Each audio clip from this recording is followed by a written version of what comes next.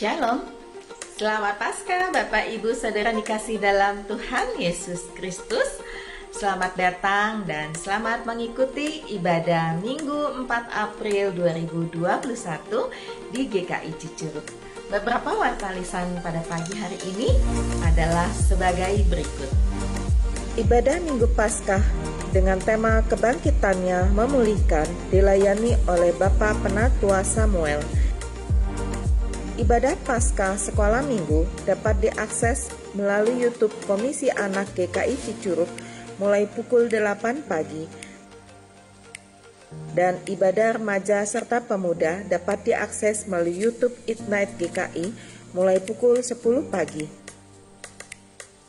Mari bersama mendukung keberadaan gereja dengan memberikan persembahan.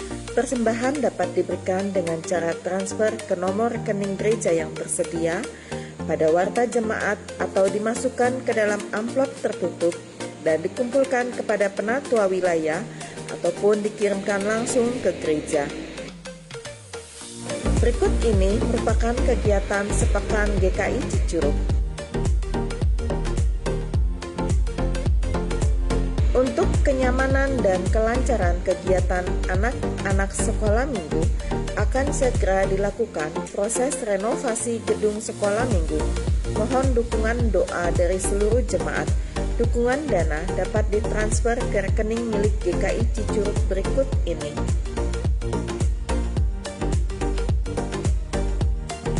Demikianlah warta lisan pada pagi hari ini.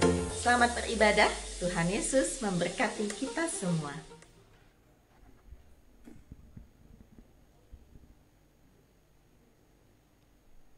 Jemaat diundang untuk bangkit berdiri.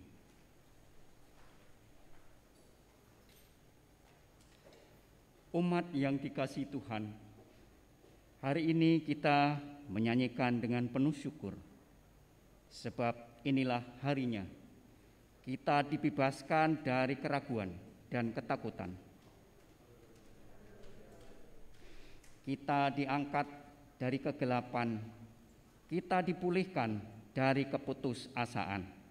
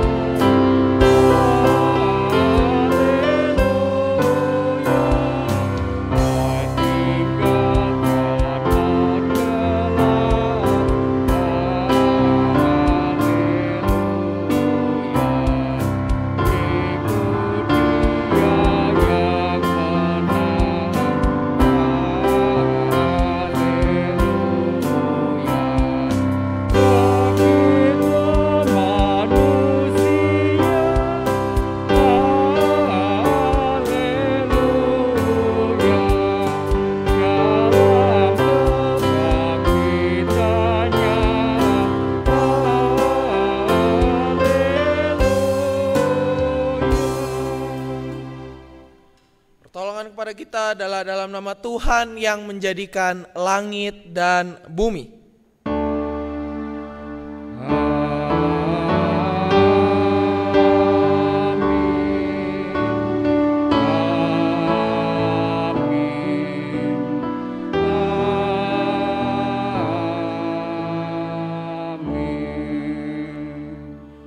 Tuhan beserta saudara. Dan beserta saudara juga.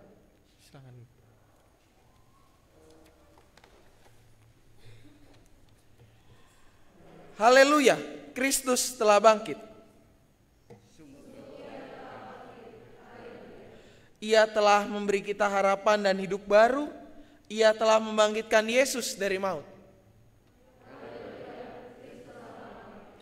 Ia telah menang atas maut dan membarui kehidupan. Ia telah memulihkan semua ciptaan. Ia telah menjadikan kita terang bagi dunia.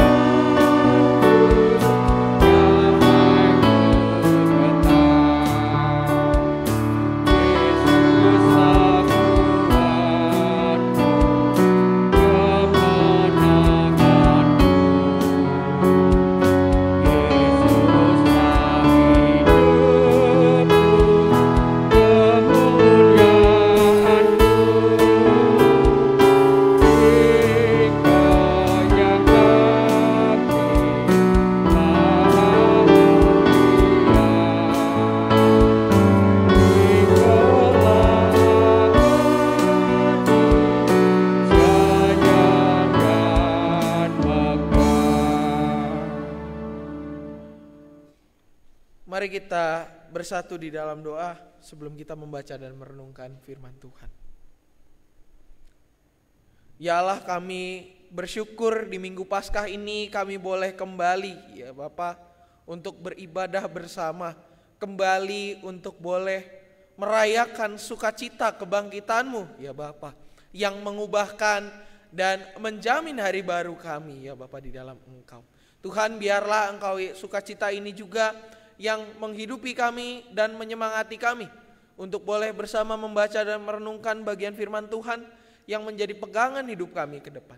Biarlah kami boleh diterangi oleh firman-Mu, menjalani kehidupan kami dengan cara yang lebih baru, yang lebih baik dan berkenan kepadamu saja.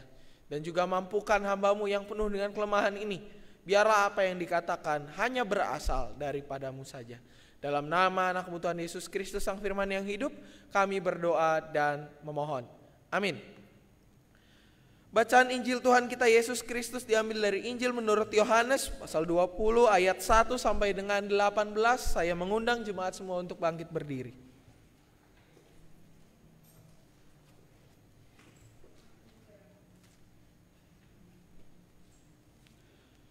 Yohanes 20 ayat pertama sampai dengan 18. Yohanes 20 ayat 1 sampai dengan 18. Demikian bunyi firman Tuhan.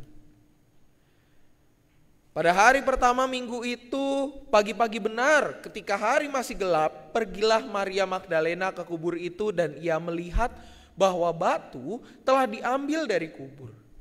Ia berlari-lari mendapatkan Simon Petrus dan murid yang lain yang dikasihi Yesus dan berkata kepada mereka, Tuhan telah diambil orang dari kuburnya dan kami tidak tahu di mana ia diletakkan. Maka berangkatlah Petrus dan murid yang lain itu ke kubur. Keduanya berlari bersama-sama, tetapi murid yang lain itu berlari lebih cepat karena daripada Petrus sehingga lebih dahulu sampai di kubur. Ia menjenguk ke dalam dan melihat kain kapan terletak di tanah. Akan tetapi ia tidak masuk ke dalam. Maka datanglah Simon Petrus juga menyusul dia dan masuk ke dalam kubur itu. Ia melihat kain kapan terletak di tanah. Sedang kain peluh yang tadinya ada di kepala Yesus tidak terletak di dekat kain kapan itu, tetapi agak di samping di tempat yang lain dan sudah tergulung. Maka masuklah juga murid yang lain yang lebih dahulu sampai di kubur itu, dan ia melihatnya dan percaya. Sebab selama itu mereka belum mengerti isi kitab suci yang mengatakan bahwa ia harus bangkit dari antara orang mati. Lalu pulanglah kedua murid itu ke rumah. Tetapi Maria berdiri dekat kubur itu dan menangis. Sambil menangis ia menjenguk ke dalam kubur itu. Dan tampaklah olehnya 2 orang malaikat berpakaian putih, yang seorang duduk di sebelah kepala dan yang lain di sebelah kaki tempat mayat Yesus terbaring. Kata malaikat itu kepadanya, "Ibu, mengapa engkau menangis?" Jawab Maria kepada mereka, "Tuhanku telah diambil orang dan aku tidak tahu di mana ia diletakkan." Sesudah berkata demikian, ia menoleh ke belakang dan melihat Yesus berdiri di situ. Tetapi ia tidak tahu bahwa itu adalah Yesus. Kata Yesus kepadanya, "Ibu, mengapa engkau menangis? Siapakah yang kau cari?" Maria menyangka orang itu adalah penunggu taman. Ia lalu berkata kepadanya, "Tuan, jikalau Tuan yang mengambil dia, katakanlah kepadaku di mana Tuan meletakkan dia, supaya aku dapat mengambilnya." Kata Yesus kepadanya, "Maria." Maria berpaling dan berkata kepadanya dalam bahasa Ibrani, "Rabuni," artinya guru. Kata Yesus kepadanya, "Janganlah engkau memegang aku, sebab aku belum pergi kepada Bapa. Tetapi pergilah kepada saudara-saudaraku dan katakanlah kepada mereka bahwa sekarang aku akan pergi kepada Bapakku dan Bapamu, kepada Allahku dan Allahmu." Maria Magdalena pergi dan berkata kepada murid-murid, "Aku telah melihat Tuhan," dan juga bahwa Dia yang mengatakan hal-hal itu kepadanya. Demikianlah pembacaan Injil Tuhan kita Yesus Kristus. Berbahagialah mereka yang mendengarkan firman Allah, memelihara dan melakukannya dalam kehidupan sehari-hari. Haleluya.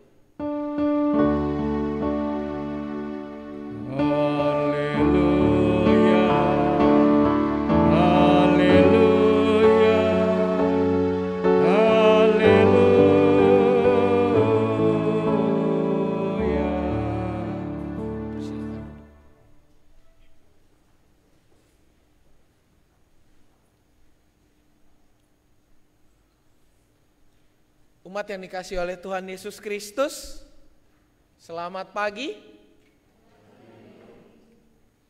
Apa? Ada sukacita di Paskah ini? Amin. Ya, kita berharap di Paskah ini kita bisa bersukacita sekalipun mungkin masih berada di situasi yang kurang kondusif, istilahnya bahasa kerennya ya. Nah, Bapak Ibu serta saudara-saudara sekalian, mengawali perenungan ini saya teringat gitu ya akan sebuah permainan yang saya suka main gitu ya. Jadi jangan kaget Bapak Ibu kalau mungkin anak-anaknya ketemu saya di tengah dunia game gitu ya, entah game apapun itu, entah game catur, entah game tembak-tembakan, entah game apa, pokoknya game balapan, karena ya saya juga suka kadang bermain game gitu ya secara online. Nah, dalam salah satu permainan yang saya mainkan gitu ya, ada sebuah istilah yang disebut revive di game itu gitu. Kondisi revive itu terjadi ketika kita yang main gitu ya, kita seorang pemain itu mainnya itu di dalam mode tim. Tim itu kan berarti nggak sendirian ya Bapak Ibu ya, berempat, maksimal berempat gitu ya. Ketika dalam kondisi tim player, nah kita ini karena gamenya game tembak-tembakan, game perang gitu ya. Nah, kita ini kena tembak lah istilahnya, duar gitu ya. Kena tembak dan akhirnya kita sampai ke tahap yang kritikal gitu ya. Sampai ke tahap yang kritikal dan terkena tembakan, kondisinya dibilang knock out. Nah, gara-gara tembakan itu kita knock out lah. Kalau udah kayak gitu, Orang yang udah knock out itu nggak bisa menolong dirinya sendiri, Bapak Ibu. Jadi kalau misalkan nanti ya, mudah-mudahan ini yang saya ceritakan benar. Dan kalau misalnya anaknya Bapak Ibu main game online, tanya aja, kamu main game perang yang bisa di knock out nggak? Nah, kalau bisa, dia bilang, oh iya bisa, berarti jangan-jangan anak Bapak Ibu atau cucunya Bapak Ibu pernah ketemu saya di dunia game itu, begitu ya. Atau mungkin Bapak Ibu bermain di situ, gitu ya, mengisi waktu senggang. Nah, orang yang udah knock out ini nggak bisa menolong dirinya sendiri walaupun dia punya persediaan stok obat-obatannya banyak. Dia harus ditolong oleh rekannya yang lain dulu. Supaya apa? Supaya dia bisa di-revive. Nah, teman satu kelompoknya ini yang nge-revive orang ini. Jadi ketika dia sudah kena tembak gitu ya, udah jalannya nanti merayap gitu ya. Terus di bar yang paling bawah itu ada garis namanya udah warnanya merah, terus turun. Nah, biasanya anak Bapak Ibu kalau lagi main game yang satu itu udah panik kalau udah merah. Aduh, help. Nah, teriaknya udah help gitu ya. Supaya apa? Supaya dibantu untuk di-revive. Oleh siapa yang bisa merevive? Yang bisa menolong itu adalah teman setimnya. Ya iya dong. Gak mungkin dong musuhnya. Kalau musuhnya yang datang ya ditembakin gitu ya. Gak mungkin musuhnya itu menolong, gak bisa. Di game itu gak bisa tetap. Harus rekan setimnya yang menolong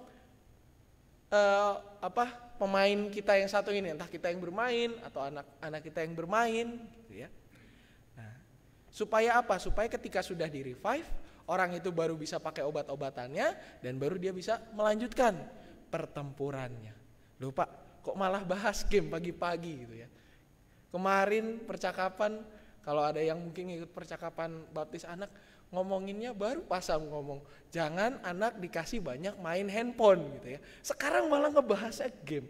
Kita kan harusnya bahas Alkitab.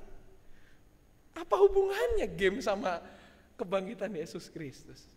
Tentu saja Bapak Ibu ada hubungannya secara tidak disadari. Kalau kita ibaratkan kondisi kehidupan para murid pada masa itu udah kayak orang yang di knock out tadi. Kenapa? Mereka di knock out oleh, ya saya katakan ini sebagai rival dalam tanda kutip. Siapa maksudnya? Yaitu adalah para ahli Taurat, termasuk yang terdapat di dalam situ adalah pemerintah Romawi. Jadi pemerintah Romawi itu pun punya andil di dalam peristiwa penyaliban Yesus Kristus. Gak cuman ini bukan kerjanya orang ahli Taurat aja. Memang seakan-akan terlihat itu adalah kerjanya orang ahli Taurat. Kalau kita lihat, Pontius bilang, ya udah terserah deh kalian mau apain orang ini. Saya nggak menemukan kesalahan. Pilatus yang waktu itu menjadi istilahnya pemimpin lah di situ ya di Israel, sebenarnya punya kredensi, punya hak untuk membebaskan Yesus. Kenapa? Ya dia seorang pemimpin. Tapi apa? Di dalam ayat Alkitab dikatakan, kalau istilahnya kamu ngebebasin, ya kamu bukan sahabat kaisar. Oh ya, jelas takut dong. Wah, kalau saya bukan sahabat kaisar, nanti jabatan saya bagaimana? Anak istri saya mau makan apa besok? Dan seterusnya. Jadi para murid ini tidak hanya di knock out oleh ahli Taurat, di knock out oleh dua, juga oleh pemerintah Romawi yang kekuatannya luar biasa. Peristiwa penangkapan dan penyaliban Yesus itu ibarat peluru yang mengenai diri mereka dan seketika membuat mereka, maaf kata, sekarat. Kenapa? Karena peluru itu membuat mereka mengenai mereka langsung di titik yang critical point gitu ya. Istilahnya kalau ada dibilang istilahnya headshot, ya ini kena lah, jebret gitu ya. Kalau tendangan itu, kalau Bapak Ibu yang suka nonton bola, tendangannya itu langsung mengarah ke gawang gitu ya. Seketika ketika hampir terjadi gol itu membuat timnya udah capek-capek tanding, ini golnya di menit-menit akhir gitu ya. Udah menit injury time, masuk gol pula. Wah, kita udah kayak udah harapannya udah pengen seri atau udah unggul 1 gol dijadikan seri. Ya udah hilanglah harapan ya, ke knock out gitu ya. Nah, ini kenapa peluru itu membuat mereka langsung terseketika knock out? Sebab mereka itu kehilangan harapan untuk melanjutkan hidup mereka. Betapa tidak. Sang guru yang menjadi tumpuan hidup, bahkan pemimpin mereka itu harus mati. Dan gak cuma mati tapi juga dipermalukan. Kita ingat di khotbah Jumat Agung, Pendeta Lukman mengatakan Yesus itu gak cuma disalib, tapi apa? Dipermalukan, dicerca, dicambuk, diarak ya. Kalau Bapak Ibu mendengar istilah Via Dolorosa itu kan sebuah tindakan yang mempermalukan gitu ya. Udah Yesus jalan bawa salib, di sini orang banyak teriak-teriak, nggak tahu kita teriak apa orang itu. Dipermalukan, udah disalib, dicambuk, dihukum, dipermalukan dan seterusnya. Ibaratnya orang ini, kalau para murid kita bisa peribahasakan, para murid ini gak lagi jatuh tertimpa tangga, ini udah ketimpa segala rupa. Udah ketimpa tangga, ketimpa lagi duren. Bukan duren yang udah dibuka ya Bapak Ibu, duren yang masih sama kulit-kulitnya, pasti sakit rasanya. Dan juga ketimpa lagi tanah longsor. Udahlah, lengkaplah penderitaannya orang ini. Kalau ada sebuah perumahan mengatakan slogannya kehidupan lengkap sudah, ini slogannya para murid adalah penderitaan lengkap sudah.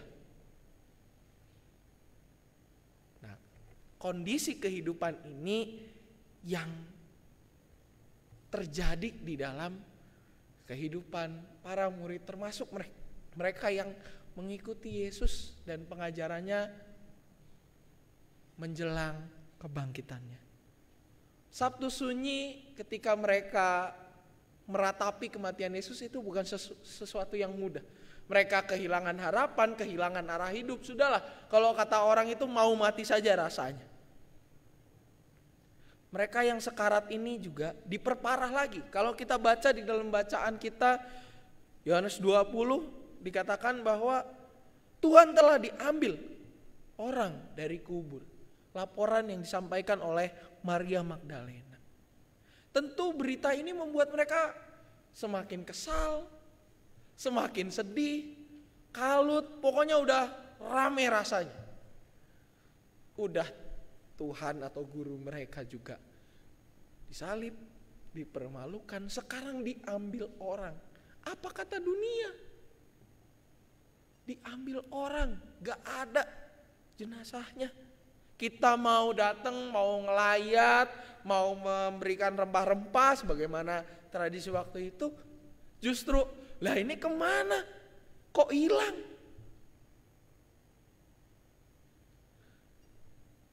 Belum selesai juga mereka punya keterkejutan gitu ya. Guru mereka yang sangat mulia, yang pengikutnya banyak, tiba-tiba dalam sekejap pengikutnya yang teriak hosana jadi salibkan dia. Dari yang tadinya dia juga istilahnya mampu melakukan mukjizat, ketika situasi itu dia tidak bisa menyelamatkan dirinya sendiri terlihat. Belum selesai itu, sekarang mayatnya pun hilang. Ini kalau kita kembali lagi ke ilustrasi game, ini orangnya udah knock out, dia udah teriak help, help, tolong, tolong. Gak ada yang mau nolongin. Udah gitu, udah sekarat kemungkinan dia untuk melanjutkan peperangan itu, melanjutkan game itu. Pasti anak kita udah uring-uringan. Kalau anak kita seorang pemain game, udah uring-uringan. Bahasa istilahnya, saya waktu kalau orang yang ribut gitu ya, di rumah saya dibilangnya uring-uringan. Udah, wah ini kok gak ada yang mau nolongin saya. Udah gemes, mungkin ada sebagian yang udah mulai membanting handphonenya gitu ya, udah dibanting, gak mau ada yang nolongin, dan nangis-nangis ya, anak kecil gitu ya, anak sekarang kan udah jago lah main gamenya gitu. Saya tanya kalau anak-anak sekolah minggu saya di game yang tadi, kamu levelnya apa? Wah saya udah di atas diamond Pak Sam. Mak, udah di atas diamond, udah sapphire, udah ini, udah itu. Pak Sam memang main, main, levelnya apa? Saya mau masih level ecek-ecek, masih gold, baru mau masuk diamond gitu ya. Anak-anak kita kan udah jago sekarang. Gak ada hari tanpa melepas handphone. Selalu sekolah aja di HP sekarang kan Bapak Ibu ya, yang udah punya anak. Sekarang juga anak-anak kuliahan sama lah. Kuliah di laptop, sekolah di HP. Nggak ada yang bisa melepaskan kita dari yang satu ini. Kalau mendengar salah satu curhat orang tua baptis yang sempat saya wawancara juga, Bapak Ibu kalau misalnya tiba-tiba nih, saya bilang gitu ya, saya kasih test case, anaknya handphonenya Bapak Ibu perlu buat nelpon seseorang, diambil karena cuma punya 1 atau 2 handphone yang lagi dia pakai. Gimana reaksinya? Nangis Pak, nangisnya kenceng. Waduh, nah ini uring-uringan seperti itu. Kondisi murid-murid Yesus itu udah berada di titik nadir. Kalau kita yang main udah uring-uringan, nah udahlah saya kalah lah, inilah udahlah, mau apain saya main, wah harusnya saya menang, ini gak ada yang mau nolongin saya, teman-teman di dekat peduli dengan dirinya sendiri, dan seterusnya. Ini pun berdampak, situasi kehilangan harapan atau berada di titik nadir ini berdampak kepada kondisi psikologis Maria Magdalena. Seorang yang juga mengalami dampak nyata dari pelayanan Yesus. Ia betul kehilangan seorang hero. Yesus itu buat Maria Magdalena itu ibarat kata pahlawan yang menyelamatkan kehidupannya. Kenapa? Karena di dalam Lukas 8 ayat 1 sampai dengan 2, Maria Magdalena itu gak cuma menjadi sekedar pengikut Yesus, tetapi juga pendukung pelayanan Yesus di dalam hal finansial. Begitu ya. Jadi Maria Magdalena ini bukan supporter biasa. Ini kalau supporter bola mungkin udah ultras lah levelnya gitu ya. Dia mendukung, memberikan apa yang ia miliki untuk pelayanan Yesus, mendukung pelayanannya. Nah ini ketika kehilangan seorang yang sangat ia dukung, menjadi figur bahkan pahlawan di dalam kehidupannya, dia tentu secara psikologis berpengaruh. Kok bisa gitu Pak Sam? Buktinya apa? Nah buktinya banyak Bapak Ibu. Waktu beberapa tahun yang lalu itu ada kematian seorang bintang nyanyi gitu ya. Bintang nyanyi namanya MJ. MJ-nya bukan majelis jemaat, bukan. Michael Jackson gitu ya namanya ya. Bukan majelis jemaat. Kalau MJ di gereja oke, istilahnya kepanjangan dari majelis jemaat. Tapi ini beda. Ini MJ yang adalah Michael Jackson gitu ya. Michael Jackson bahasa kerennya ya. Kearifan lokal Michael Jackson. Itu ada seorang fans yang diwawancarai oleh salah satu stasiun TV mengatakan, saya gak bisa makan dari pagi. Padahal itu dia tinggal di Indonesia, kenal juga kagak, saudara bukan, cuman sering nonton di TV. Atau mungkin kalau kita melihat generasi muda sekarang kan, Korea itu udah sesuatu yang wah, di dalam kehidupan anak-anak muda zaman sekarang udah sesuatu yang wah gitu ya. Sampai persahabatan bisa terpecah gara-gara yang satu mendukung artis A, satu mendukung artis B. Banyak persahabatan terpecah gara-gara urusan perartisan. Nah satu kali ada grup Korea yang bubar, ada teman saya, ini teman saya kebetulan seorang fanbase salah satu grup band Korea. Dia ngomong, aduh kok kenapa? Saya cuma nanya, aduh kok kenapa? Cuma nanya kenapa? Ini bubar begini. Nah terus gimana? Saya stres, gak bisa belajar. Padahal besoknya dia ujian, dia gak bisa belajar, dia gak bisa tidur tenang, dia kerjanya nangis seharian. Saya bingung, lah emang situ kenal sama grup yang bubar? Ya kenal mah enggak, ketemu pernah? Enggak pernah juga. Nah terus kenapa kamu mikirin saudara juga bukan? Muka ya oke gak mirip mukanya juga. Nah ngapain dipikirin? Itu dampaknya seperti itu Bapak Ibu. Nah kurang lebih dampak psikologis yang dialami oleh Maria Magdalena pun sama. Orang yang dia sanjung di dalam kehidupannya, orang yang dekat secara dia sering mengikuti juga pengajaran Yesus, ini harus hilang dan tentu kehilangan ini membuat dia secara psikologis terguncang. Di dalam ayat 11 dikatakan Maria berdiri dekat kubur itu dan menangis. Dia menangis meratapi kehilangan sosok yang menjadi panutan di dalam kehidupannya. Nah bahkan karena kesedihannya tadi, ia tidak bisa mengenali Yesus yang telah bangkit. Di dalam ayat 10 dikatakan, di dalam ayat 9 dikatakan selama itu mereka belum mengerti isi kitab suci yang mengatakan bahwa ia harus bangkit dari antara orang mati. Kalau kita lihat di detail-detailnya, kain kafan udah dibuka, terus pengikat kepala udah terlipat, ini kan indikasi bahwa dia sebenarnya bukan dicuri. Sebenarnya ini ada sesuatu yang lain yang bahkan dirapikan semuanya. Di dalam situasi ini murid-murid udah gak mampu berpikir sehat, termasuk Maria Magdalena. Karena kesedihannya, Maria tidak mengenali Yesus yang telah bangkit. Buktinya di mana? Di ayat 15. Ketika Yesus bertanya, "Ibu, mengapa engkau menangis?" Ini Maria lagi nangisnya. Di sini datang Yesus. "Ibu, mengapa engkau menangis?" Orang yang menangis gak bisa ngelihat ke sebelahnya. Karena dia kondisinya pasti menangisnya dengan terseduh-seduh, sangat terharu. Udah, ya Bapak Ibu bisa lihatlah orang yang menangis terseduh-seduh itu kayak apa. Pasti matanya udah merem banget dan dia nggak bisa ngelihat yang ada siapa yang manggil dia, siapa yang nepuk dia nggak tahu. Bahkan ketika mendengar suara itu, dia mengira, Maria itu bahkan mengira orang itu adalah penunggu taman yang mungkin mencuri Yesus. Kalau saya jadi Yesus saat itu ya emosi lah Bapak Ibu ya. Saya ini udah bangkit malah dikira saya yang nyuri di dalam. Emosi lah kalau saya. Untung Yesus itu orang yang sosok yang penuh kasih. Tuhan kita yang penuh kasih. Walaupun dikira pencuri, Yesus itu punya teknik untuk apa? Supaya pengikutnya itu mengenali dia. Tekniknya apa? Memanggil namanya. Maria. Berarti ini bukan orang asing. Kalau dia bisa kenal sama saya, dia bukan orang asing. Dia ini orang yang kenal saya. Nah, opsinya pada waktu itu, karena saya udah cuma tinggal di kubur itu, siapa yang manggil saya? Selain daripada Yesus.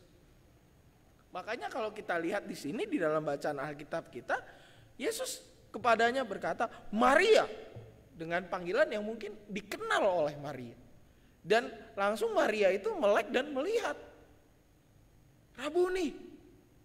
Dengan semangat. Ini manggil Rabuninya bukan kondisi nangis. Udah kayak nangisnya tuh ketahan dulu kalau di film-film. "Rabuni." Artinya guru.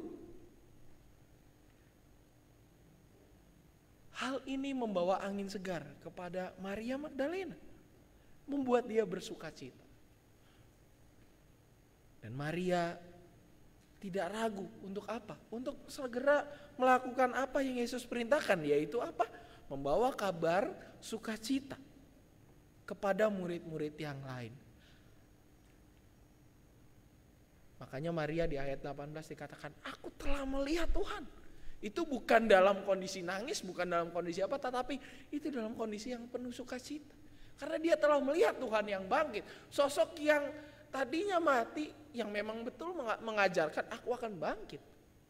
Ini benar-benar menggenapi apa yang ia ajarkan. Tentu ini menjadi sebuah kebahagiaan tersendiri dan meluap, ibarat kata air yang meluber dari sebuah wadah. Dan ini dibagikan kepada murid-murid yang lain yang kondisinya kurang lebih dalam kondisi yang tidak baik. Singkatnya, Maria itu di-revive, ya. Udah kondisinya sekarat, di-revive oleh siapa? Oleh Yesus. Yang berarti dia dipulihkan untuk menapaki hidup, untuk melanjutkan tugasnya, untuk melanjutkan peperangan kalau di dalam kacamata game tadi.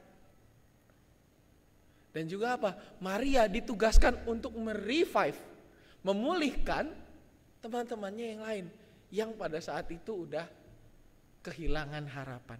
Memulihkan harapan para murid Tuhan Yesus Kristus. Dengan apa? Dengan kabar sukacita melalui kebangkitan sosok yang mereka panutan, yang menjadi tumpuan hidup mereka, yaitu guru mereka. Ini juga Bapak Ibu yang terjadi di dalam keseharian kita. Di mana pada saat ini kita belum bisa meninggalkan bahwa realitas pandemi itu masih berada di sekitar kita. Selama 1 tahun lebih, ini udah Paskah ketemu Paskah ya Bapak Ibu. Situasi pandemi saya ingat betul. Saya salib udah siap di seberang, lalu yang manggul salib juga udah ready gitu ya. Keburu pandemi ya, kita nggak bisa Paskahan tahun kemarin. 1 tahun berlalu kita udah bisa Paskahan sekarang jauh lebih baik, tapi ya dengan pembatasan. 1 tahun pandemi terjadi banyak situasi-situasi yang mungkin membuat kita harus mengurut dada. Banyak sektor usaha yang terpukul. Kita bisa lihat di televisi. Angka kriminalitas meningkat. Sektor usaha banyak yang terpukul. Bahkan orang banyak yang kehilangan masa depan mereka. Banyak yang mengalami kesulitan di dalam pekerjaan maupun pendidikan. Ini sekolah bagaimana sih? Sekolah di rumah gitu ya. Sekolah kan harusnya idealnya sekolah adalah di bangku sekolah. Guru mengajar di dalam ruang kelas. Lah ini sekolahnya ya di rumah, makan di rumah, tidur di rumah, semua di rumah. Gurunya ngajar dari rumah aja. Sekolahnya sekolah apa ini gitu kan pertanyaannya. Guru-guru juga bingung. Saya dulu ketika kuliah nggak ada nih pakai sistem-sistem begini nih. Gurunya juga ngomong gitu ya. Kita mesti sadar lah Bapak Ibu, banyak mungkin sebagian besar dari kita juga bingung ketika harus menggunakan Pasam. Ini persekutuannya kok pakai HP gitu. Ini gimana? Pasam nggak ada suaranya nggak? Ini gambar saya udah nongol belum? Ini cucu saya udah nongol belum? Gitu ya. Dek, sini. Ini gimana cara nyalainnya gitu? Kita banyak yang bingung. Guru-guru juga, guru sekolah, jangan kira Bapak Ibu guru sekolah itu tidak bingung. Guru sekolah juga bingung. Ini gimana ya? Kayak saya nonton gitu ya di tayangan di televisi, kalau ngajar kuliah itu profesor-profesor sampai ada yang dikibulin oleh murid-muridnya gitu ya. Itu kurang ajar emang murid-murid kayak gitu ya. Udah tahu dia nggak bisa, bukannya dibantuin, malah bilang udah Pak pencet aja yang itu yang tengah disconnect gitu ya. Pencet disconnect, ya hilang lah. Udah dia nggak ngerti. Itu ya murid-murid yang nggak baik hati ya begitulah. Itu namanya murid-murid yang kurang mendalami firman Tuhan. Gak bagus itu, gak boleh dicontoh.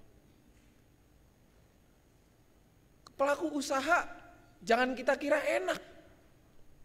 Kemarin ketika saya dengar mudik 2021 nggak boleh lah istilahnya. Pokoknya kita dihimbau untuk tidak melakukan banyak perjalanan.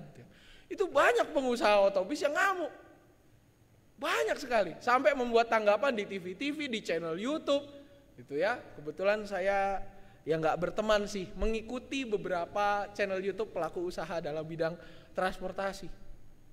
Mereka bilang ya gimana kita ini gitu ya. Kalau mudik nggak ada ya kita kapan mau break even poinnya.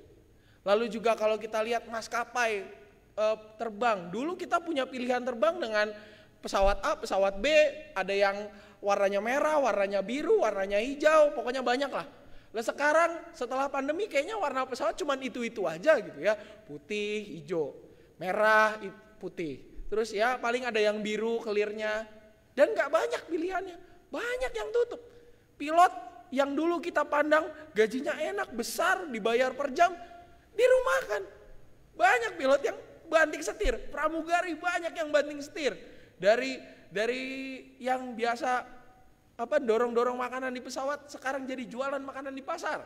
Pilot banyak yang banting setir, dari tadinya nyetir pesawat buat bawa penumpang, sekarang nyetir mobil, ya ganti alatnya, nggak ada checklist-checklistan, nggak ribet. Lalu kalau kita lihat di sekitar kita, pabrik, Cicurug ini kan banyak pabriknya Bapak Ibu. Berapa pabrik yang udah tutup? Banyak jumlahnya. Ini tentu menjadi situasi yang masih berlangsung sampai sekarang dan banyak dari rekan-rekan kita juga yang kehilangan pekerjaan. Tentu ini hal-hal yang membuat kita sekarat dan bahkan mungkin istilah lainnya adalah menggelepar. Dan mungkin membuat kita juga kehilangan harapan. Dan mungkin juga sebagian besar dari kita, sorry to say, sudah meninggalkan Tuhan di dalam kesehariannya.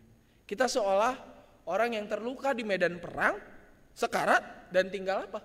Sudah menunggu, istilahnya menunggu waktu. Karena tidak ada yang menolong kita. Melalui perenungan kita di Minggu Paskah ini, kita diingatkan akan apa? Akan kebangkitan Tuhan yang memulihkan kita, merevive kita untuk melanjutkan pertandingan kita di dunia ini. Kita bersyukur Bapak Ibu bahwa vaksin sudah mulai tersebar. Artinya apa? Artinya ketika vaksin sudah mulai tersebar, orang sudah mulai dapat antibody gitu ya, kekebalan yang bisa membuat mereka bertahan. Ini harapannya roda ekonomi kembali berputar dengan baik. Dan kalau kita lihat juga Bapak Ibu, sudah mulai ada perbaikan situasi di sana sini. Salah satu bukti nyatanya adalah kita bisa memulai proses renovasi sekolah minggu GKI Cicurug. Dan kalau saya iseng-iseng buka media sosial GKI Cicurug gitu ya, Facebook, YouTube, Instagram, kadang-kadang saya yang balesin juga sih beberapa gitu ya, selain admin yang satunya gitu ya. Itu udah jadi harapan banyak orang. Salah satu komentar mengatakan, dulu kami cuma bisa bergumul supaya dapat IMB, izin mendirikan bangunan. Sekarang kita sudah bisa membangun dan beneran kita bangun untuk anak-anak kita. Jadi ini kan impian yang sudah lama akhirnya terlaksana. Situasi mendukung. Nah, ini menjadi sebuah perbaikan situasi buat kita. Di tengah situasi yang mungkin mendukakan dan kita masih tidak bisa dilepaskan dari realitas itu, kita bersyukur bahwa ada perbaikan di beberapa lini. Ada mulai menggeliat. Dari yang tadinya kita mungkin gak bisa jalan-jalan, sekarang udah mulailah, walaupun dengan pembatasan, oke, kita bisa jalan dengan harus mempersiapkan A, B, C, dan D. Kita bersyukur kalau Bapak Ibu yang mau pulang kampung begitu ya, sekarang tiket pesawat udah murah. Saya nggak bohong, bisa cek aja di aplikasi pencari tiket. Kita bersyukur beberapa rekan kita mungkin juga sudah mulai mendapatkan lapangan pekerjaan.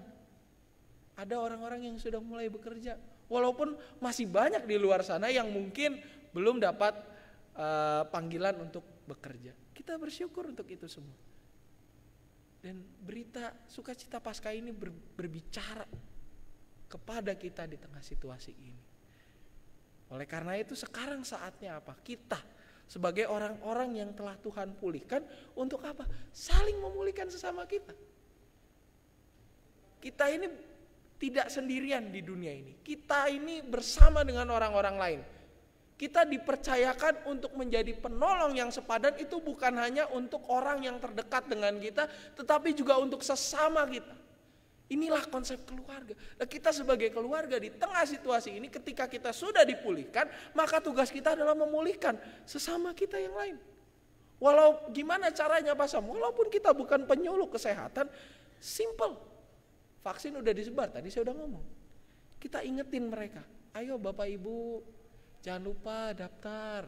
Khususnya yang lansia gitu ya, ayo kita kejar apa aja kebutuhannya. Kalau memang harus ada KTP dan kita belum punya KTP, diproses secepatnya, minimal kita punya surat domisili. Ayo kita sukseskan program vaksinasi pemerintah gitu ya. Kita kolektif nanya kemana? Ke puskesmas.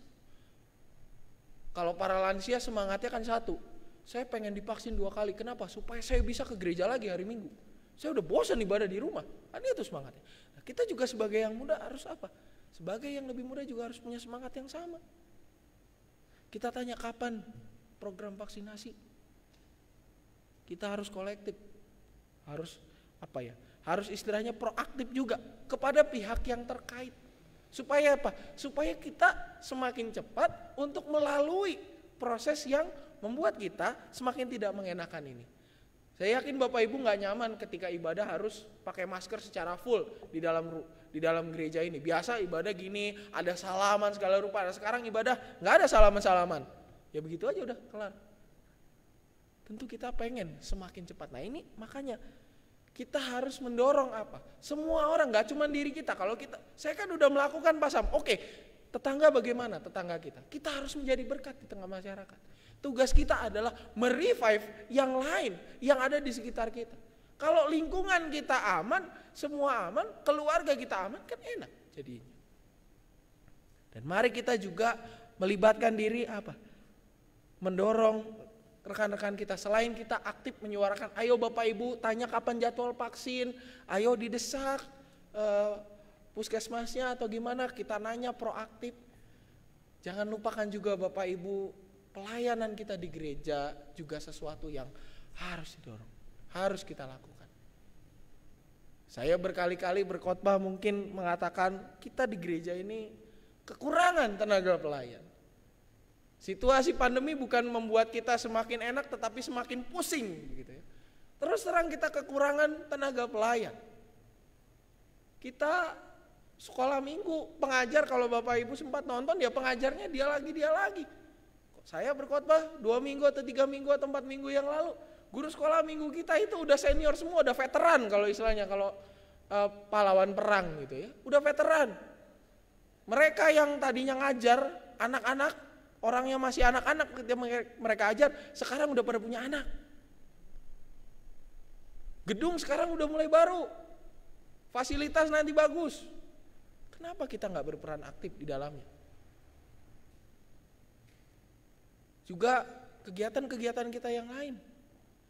Kita udah punya fasilitas Google Meet, PRT, ibadah, untuk PA segala rupa. Memang puji Tuhannya jumlahnya naik. Tapi setelah setahun berlalu Bapak Ibu, yang datang ya dia lagi.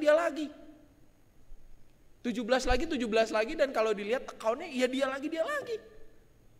Kok nggak ada pertambahan gitu ya? Harusnya kan ada pertambahan. Nah, mari kita Bapak Ibu juga di tengah situasi yang telah dipulihkan oleh Tuhan ini, kita mendorong diri kita dan sesama kita untuk apa? Untuk terlibat di dalam pelayanan gereja secara aktif. Gedung udah bagus, fasilitas udah banyak. Kita bersyukur kita punya gedung ibadah yang bagus, nanti kita punya sekolah minggu yang bagus. Tinggal kita sudah dipercayakan oleh Tuhan banyak hal, tinggal kita memanfaatkannya. Sebab apa? Sebab pemulihan Tuhan itu memampukan kita untuk bekerja dan berkarya lebih lagi bagi Tuhan dan bagi sesama kita. Selamat Paskah, Tuhan memberkati. Amin. Saat teduh bagi kita sekalian.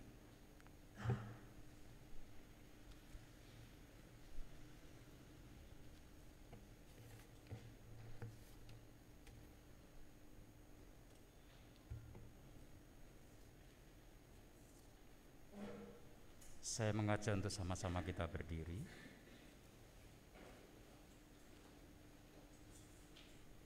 Bersama dengan gereja segala abad dan tempat, marilah kita mengikrarkan pengakuan iman percaya kita menurut dengan pengakuan iman rasuli yang masing-masing kita berkata, aku percaya kepada Bapa yang Maha Kuasa, kepada langit dan bumi, dan kepada Yesus Kristus, Anaknya yang telah meninggal, yang dikandung dari Roh Kudus, lahir dari anak yang menderita sengsara di bawah pemerintahan Pontius Pilatus, disalibkan, mati dan dikuburkan, turun ke dalam kerajaan maut, pada hari yang ketiga bangkit pula dari dalam maut, naik ke surga, duduk sebelah kanan Allah, Bapa yang Maha Kuasa, dan dari sana ia akan datang untuk menghakimi orang yang hidupnya mati.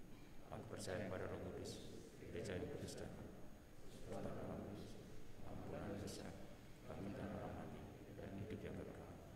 Amin. Bersilakan duduk kembali. Mari kita menaikkan doa-doa syafaat kita kepada Tuhan. Kita berdoa.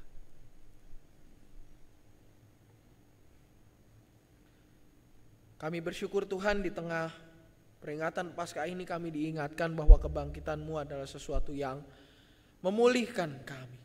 Kebangkitan-Mu memampukan kami memiliki hari yang baru, harapan yang baru, bersama dengan perbaikan situasi yang ada di sekitar kami. Biarlah ya Bapa, kami diingatkan sebagai anak-anak-Mu di tempat ini untuk boleh memulihkan juga, mengambil bagian di dalam pesan pemulihan-Mu ini kepada lingkungan sekitar kami, kepada orang-orang dekat kami, menyuarakan berita-Mu lewat kehidupan kami yang mengubahkan mereka, lewat tindakan kami yang tidak menambah masalah di negeri ini, tetapi tindakan kami yang boleh memberikan damai sukacita, tidak hanya bagi lingkungan kami sendiri, tetapi juga banyak orang di luar sana. Biarlah ya Bapa, melalui pesan Paskah ini kami boleh dipulihkan, kami boleh menjadi berkat di tengah masyarakat, dan kami boleh semakin Engkau pakai lagi. Kami mau berdoa ya Bapa untuk proses pembangunan sekolah minggu yang masih berjalan hingga hari ini. Kiranya Engkau yang boleh terus memberkati dan mencukupkan segala kebutuhannya. Kami bersyukur juga ya Bapa, pada minggu ini kami mengumpulkan aksi puasa kami selama dari Rabu Abu, selama masa Paskah ini. Tuhan, biarlah melalui aksi puasa ini kami boleh berkontribusi nyata di dalam kehidupan gereja, khususnya dengan mendukung proses pembangunan dari sekolah minggu yang menjadi fasilitas bagi anak-anak kami untuk boleh lebih lagi mendapatkan firman Tuhan yang mengarahkan kehidupan mereka. Kami juga berdoa ya Bapa untuk segenap para pekerja di sana, biar Engkau lindungi mereka selalu ya Bapa dengan segala aktivitas mereka. Kami juga berdoa ya Bapa untuk bangsa dan negara kami, di mana situasi keamanan belakangan ini sedang kurang kondusif. Kami berdoa biarlah Engkau melembutkan hati-hati yang keras. Engkau yang boleh mempersekutukan setiap kami. Engkau yang boleh senantiasa menghadirkan damai di dalam hati setiap kami. Dan biarlah kami boleh terus bergandengan erat di tengah masyarakat untuk menjaga keamanan bersama. Biarlah juga ya Bapak perseteruan yang terjadi terkait apapun itu boleh Engkau selesaikan. Kami juga boleh Engkau sadarkan ya Bapak bahwa setiap kami adalah ciptaan-Mu yang sederajat. Kami mau berdoa bagi pemerintah kami di tengah situasi ini juga ya Bapak. Di tengah penyebaran vaksin, di tengah kondisi keamanan yang masih kurang kondusif, biarlah Engkau memberkati pemerintah kami dan memberikan mereka hikmat, memampukan mereka untuk boleh tetap melakukan tugas yang Engkau amanatkan dengan baik. Biarlah juga penyebaran vaksin boleh semakin tersebar dengan baik dan tepat guna serta tepat sasaran ya Bapak. Kami juga berdoa untuk pelayanan gereja-Mu di tengah masa sulit ini. Biarlah gereja-Mu boleh tetap bertumbuh dengan kondisi yang ada. Biarlah gereja-Mu bukan malah bertikai satu sama lain, tetapi biarlah mereka saling mendukung satu dengan yang lainnya. Bukan mempertentangkan masalah hal-hal yang tidak fundamental, tidak terlampau menjadi catatan, tetapi mereka boleh semakin mendukung di dalam pelayanan yang saling mendewasakan satu sama lainnya.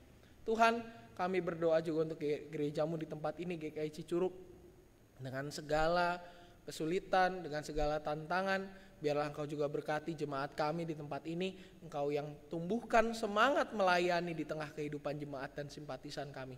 Biarlah kami boleh mengambil peran di dalam pembangunan jemaat-Mu. Kami juga berdoa untuk rekan-rekan kami yang dalam kondisi sakit atau dalam kondisi lemah tubuh. Kami mengingat Bapak Julianto Simani Huruk, Saudara Adi Saputra Siahaan, Ibu Lina Eko Rahayu, Ibu Christine Suatan, Ibu Tina, juga Bapak Samuel Ritau, kakak dari Bapak Simon Pormes, dan rekan-rekan kami yang lain yang belum dapat kami sebutkan satu persatu. Tuhan, biarlah Engkau yang senantiasa terus memulihkan kondisi mereka. Engkau yang senantiasa hadir dan berkarya di dalam kehidupan mereka. Biarlah kasih setia-Mu nyata, dan biarlah mereka yang mendampingi juga merasakan kasih setia-Mu ya Bapak yang mengubahkan dan memulihkan itu. Kami juga berdoa untuk mereka yang di dalam pergumulan terkait pekerjaan, terkait dengan masa depan, terkait dengan hal-hal lainnya. Biar Engkau juga yang boleh berkati mereka. Anak-anak kami yang sedang ujian ya Bapak, Engkau juga tolong supaya mereka boleh mengerjakan dengan jujur. Dan biarlah ya Bapak, Engkau memakai anak-anak kami untuk menjadi berkat di tengah masyarakat. Kami juga berdoa mengingat pergumulan diri kami masing-masing ya Bapak. Pribadi, setiap pribadi yang mungkin belum dapat kami sebutkan satu persatu pada saat ini. Biarlah kami merasakan kasih-Mu yang memulihkan itu, memampukan kami untuk melangkah ke depan bersama dengan Engkau saja. Dan kami satukan doa yang jauh sempurna ini ke dalam tangan pemeliharaan-Mu dan mengalaskannya di dalam nama anak-Mu Tuhan Yesus Kristus Sang Firman yang hidup, Juru Selamat kami berdoa dan memohon. Amin.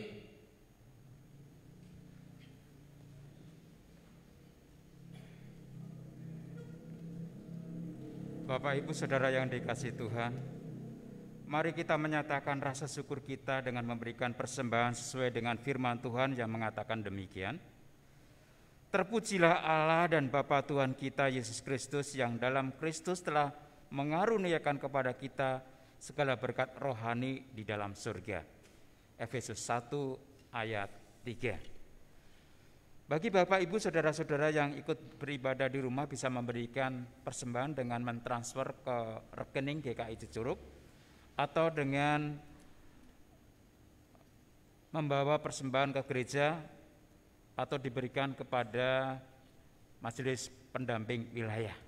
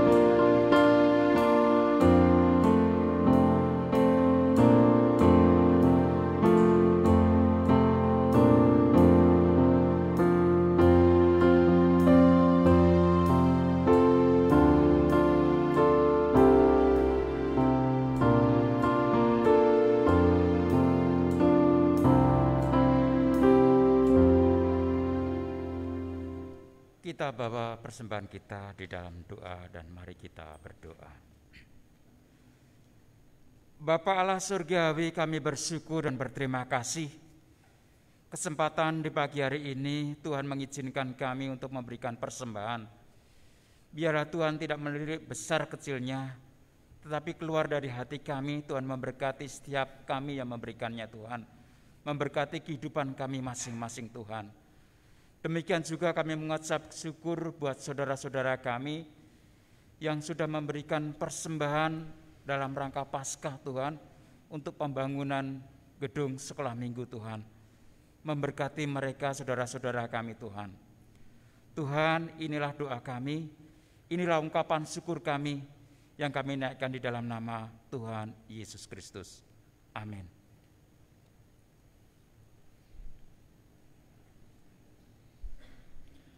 Jemaat yang dikasihi oleh Tuhan Yesus Kristus, pergilah dalam damai sejahtera, dalam keberanian untuk melakukan pembaruan, sebab kebangkitannya memulihkan kita semua. Dengar dan ikuti suaranya yang lembut dan mesra, memanggil kita untuk berjalan bersamanya di dalam kemenangannya.